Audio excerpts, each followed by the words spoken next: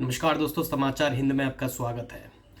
दोस्तों, पिछले दिनों बिहार छपरा में नकली शराब बोले या कच्ची दारू बोले पीने से कई लोगों की जान चली गई।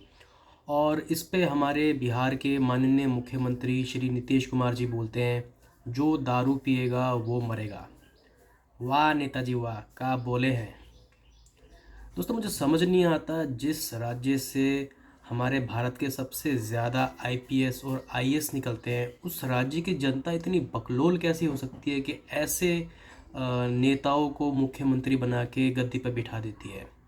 दोस्तों, पूरा मुद्दा जानते हैं, लेकिन उससे पहले अगर आपने वीडियो को लाइक नहीं किया तो लाइक ज़रूर कर दीजिएगा और चैनल को सब्सक्राइब करना ना भूलिएगा। दोस्तों, 2016 में पूरे बिहार राज्य में सरकार ने शराब के उत्पादन पे और शराब की बिक्री पर रोक लगा दी। 2018 में शराब निषेध संशोधन लाया गया और इस निषेध में और भी प्रावधान मिले हुए थे। इसी साल अप्रैल में दोस्तों, शराब निषेध और उत्पादक शुल्क को लेकर एक बिल लाया गया और इस बिल के अनुसार अगर पूरे बिहार राज्य में कोई भी नर या मादा मदिरा का सेवन करता हुआ अगर पकड़ा जाता है तो मजिस्ट्रेट के आगे पेशी के बाद 2,000 रुपये और बिना पेशी के 5,000 रुपये जुर्माना देने पर वह छूट सकता है, और जुर्माना ना देने के रूप में उसको 1 महीने तक का कारावास हो सकता है। और अगर कोई व्यक्ति दूसरी बार मदिरा सेवन करता हुआ पकड़ा जाता है दोस्तों, तो उसको पूरे 1 साल तक का कारावास हो सकता है।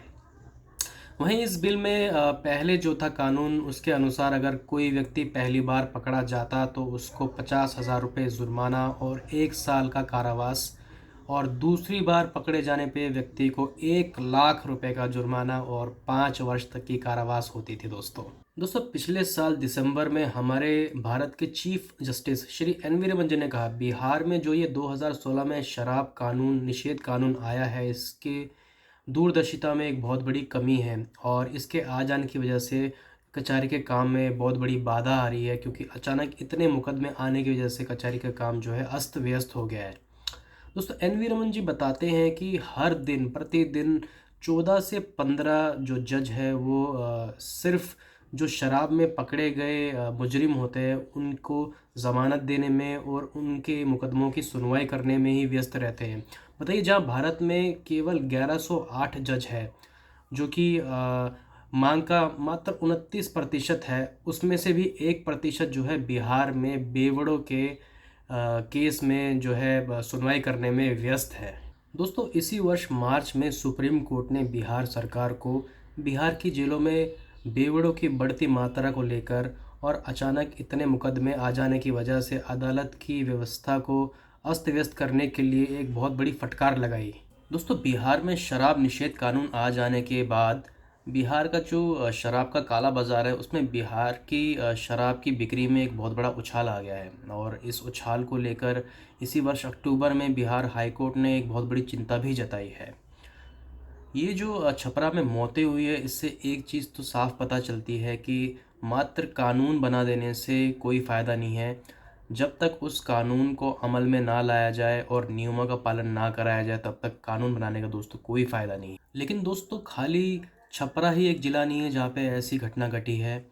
इस वर्ष की शुरुआत में नालंदा, जहाँ माननीय मुख्यमंत्री श्री नीतीश कुमार जी का घर है, वहाँ पे 13 लोगों की जान गई कच्ची शराब पीने की वजह से। 7 लोग जो है सरण में मारे गए अगस्त में। 3 और ज़िलों में 30 मौतें हुई कच्ची शराब पीने की वजह से। दिवाली में 40 लोग दोस्तों मारे गए कच्ची शराब पीने की वजह से। और पूरे बिहार राज्य में दोस्तों करीब 100 लोग मर चुके हैं इस कच्ची शराब को पीने की वजह से। और जो इस शराब से बच जाते हैं, उनकी अक्सर आंखों की रोशनी चली जाती है, वो अंधे हो जाते हैं। लेकिन दोस्तों, एक और खबर सामने आई है। एक दैनिक भास्कर जो कि अखबार पत्रिका है, उन्होंने अपने रिपोर्टर को इस गांव में भेजा और उन्होंने पाया कि असल में जो आंकड़े हैं वो 40 से कहीं ज़्यादा है। उनके हिसाब से जो आंकड़े हैं वो 67-70 से पार जा चुके हैं।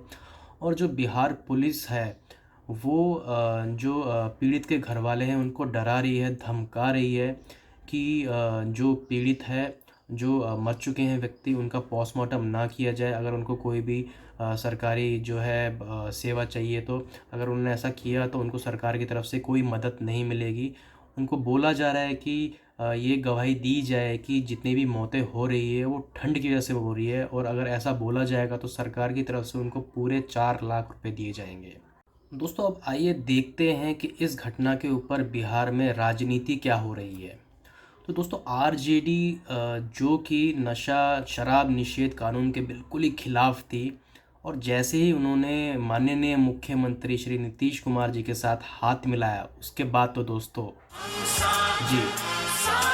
और वहीं दूसरी ओर बीजेपी जब तक नीतीश कुमार जी के साथ मिलकर सत्ता की शक्ति का मजा लूट रही थी, तब तक वो भी शराब निषेध कानून के हक में थी।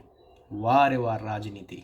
दोस्तों इसी साल गुजरात में, ठीक गुजरात सभा चुनाव से पहले, गुजरात के बोताड़ जिले में करीब 45 व्यक्तियों की मृत्यु हो गई कच्ची शराब पीने की वजह से।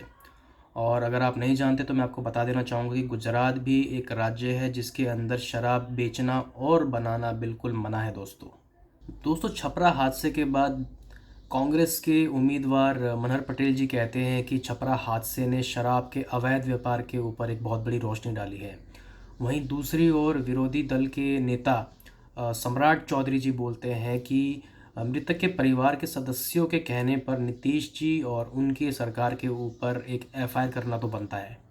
दूसरी ओर बीजेपी के एमएलओ ने सरकार के ऊपर और दबाव बनाते हुए जो शराब के अवैध व्यापार है और चुनाव के समय ऐसी घटनाओं को लेकर सफाई मांगी है दोस्तों